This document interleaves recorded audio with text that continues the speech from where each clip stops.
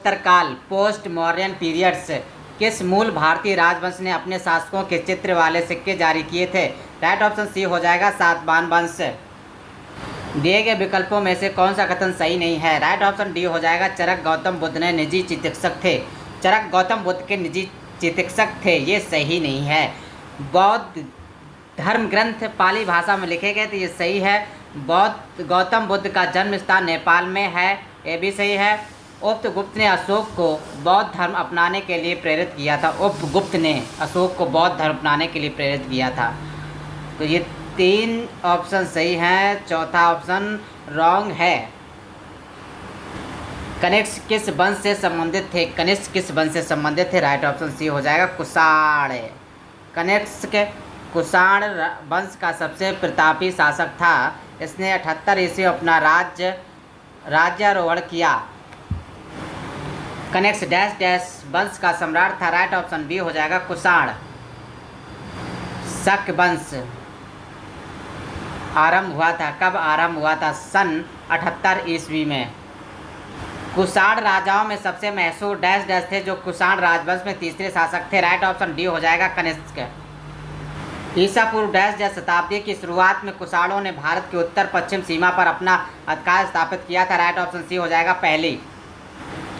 उड़ीसा के उदयगिरी से हाथी गुम्फा शिलालेख कलिंग के राजा डैश डैश ने लिखा था। राइट ऑप्शन ए हो जाएगा खारबेल। गुप्त एवं गुप्तोत्तर साम्राज्य, Gupta and post Gupta empire.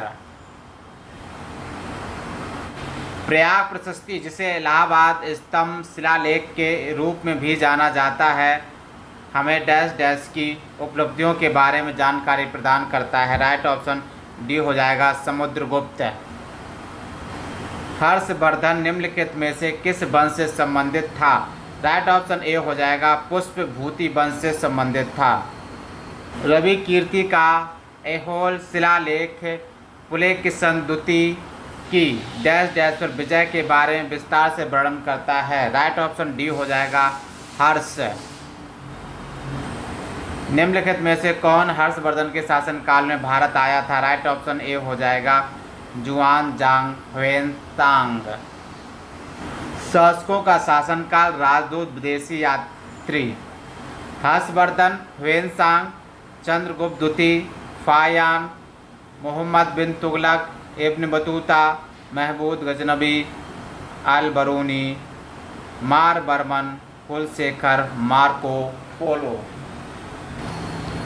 उस महान व्यक्ति का नाम बताएं जिसने भारत में बीजगणित के क्षेत्र में महत्वपूर्ण योगदान किया। राइट ऑप्शन डी हो जाएगा आर्यभट्ट। इनमें से कौन सा राजा हर्षवर्धन के दरबारी कवि थे? दरबारी कवि कौन था भाई साहब, बताइए। राइट ऑप्शन इसका राइट ऑप्शन क्या हो जाएगा? बाणभट्ट। चीनी यात्री ह्वेनसांग किसके शासनकाल में भारत आया था? राइट ऑप्शन सी हो जाएगा हर्षवर्धन। डैश डैश एक चीनी बौद्ध भिक्षु था जिसने नालंदा में बौद्ध शास्त्रों का अध्ययन किया था और 627 से 643 ईस्वी तक भारत की 17 वर्ष की लंबी यात्रा के लिए प्रसिद्ध है। राइट ऑप्शन सी हो जाएगा ह्वेनसांग। इनमें से कौन हर्षवर्धन के शासनकाल में भारत आया था? राइट ऑप्शन डी हो जाएगा ह्वेनसांग आया था। इनमें से कौन सा चीनी यात्री नालंदा आया और छात्र और शिक्षक दोनों के रूप में रहा? ह्वेनसांग रहा था, ह्वेनसांग। बाणभट्ट किस राजा के दरबारी कवि थे? राइट ऑप्शन डी हो जाएगा हर्षवर्धन।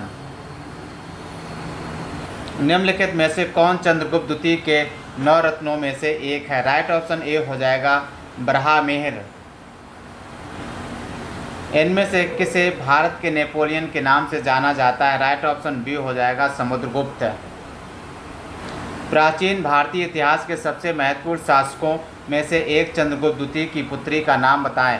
राइट ऑप्शन डी हो जाएगा प्रभावती गुप्त। विक्रमादित्य किस प्रसिद्ध गुप्त शासक का एक अन्य नाम है? राइट ऑप्शन सी हो जाएगा चंद्रगुप्त द्वितीय। सुप्रसिद्ध काव्य मेघदूत इनमें में से किसकी कृति? राइट ऑप्शन सी हो जाएगा कालिदास। प्रशस्ति में किस राजवंश के शासकों ने अपनी उपलब्धियां लिखी हैं? राइट ऑप्शन बी हो जाएगा गुप्त वंश। गुप्त साम्राज्य के निम्नलिखित राजाओं में से कौन एक अच्छा बीड़ा वादक भी था? राइट ऑप्शन बी हो जाएगा समुद्रगुप्त। किस युग को प्राचीन भारत का स्वर्ण युग कहा जाता है? राइट ऑप्शन सी हो जाएगा गुप्त साम्राज्य, चौथी शताब्दी। किस काल को भारतीय इतिहास का स्वर्ण युग कहा गया है? राइट ऑप्शन डी हो जाएगा गुप्त काल। नालंदा विश्वविद्यालय को विश्व के महान प्राचीन विश्वविद्यालयों में से एक तथा महत्वपूर्ण बौद्ध शैक्षणिक उत्कृष्टता केंद्र माना जाता है। इसकी स्थापना किस भारतीय शासक ने की थी? राइट ऑप्शन सी हो जाएगा कुमारगुप्त प्रथम। चंद्रगुप्त प्रथम के बाद गुप्त साम्राज्य की बागडोर किसने संभाली? राइट ऑप्शन बी हो जाएगा समुद्रगुप्त ने संभाली।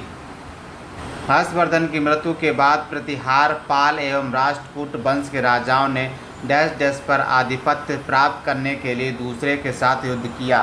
राइट ऑप्शन बी हो जाएगा कन्नौज। चौथी शताब्दी की शुरुआत में गुप्तों ने डैश डैश में से एक छोटा सा साम्राज्य स्थापित कर लिया था? राइट ऑप्शन सी हो जाएगा मगध। निम्नलिखित में से कौन सा नगर गुप्त वंश की राजधानी था? राइट ऑप्शन ए हो जाएगा पाटलिपुत्र। गुप्त साम्राज्य के वास्तविक संस्थापक कौन थे? राइट ऑप्शन सी हो जाएगा श्रीगुप्त। गुप्त काल के दौरान चीन के किस यात्री ने भारत का भ्रमण किया था? राइट ऑप्शन बी हो जाएगा फायान।